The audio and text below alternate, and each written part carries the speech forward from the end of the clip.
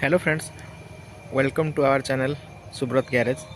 आज आम टे टीवीएस जुपिटर 125 लाइट टेस्ट करवा जे कि तार फ्रंट रे आप देखिए ऑल एलईडी सेटअप तार अच्छी।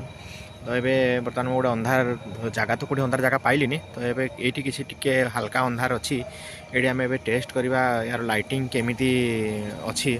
आउ जदि मीटर कंसोल कथा कहवा आम मीटर कंसोल रे रहुची आपनकर एठी इको एठी पावर रहुची। एठी टाइम टू ट्रैवल केते समय आपण गाड़ी चलेलेनी सेठी एठी हला हमर टाइमिंग एठी बैटरी इंडिकेशन एठी आपनकर डेट रहुची। एठी आपनकर किलोमीटर ड्रिवेन एठी ट्रिप ये हला आपनकर स्पीडोमीटर ये हला ऑयल कंट्रोल।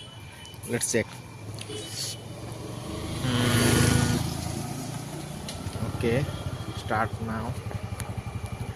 आप देखिपे लाइट बहुत ही बढ़िया अच्छे गाड़ी फ्रंट रो आसी नाइट व्यू बहुत बढ़िया लाइट सेटअप अच्छी। बढ़िया लाइट आसुची। रुहतु गोटे सेकंड मु खाली गाड़ी क्रॉस कर जाऊ मुझे देखेबी। ये देखो बहुत बढ़िया लाइट अच्छी।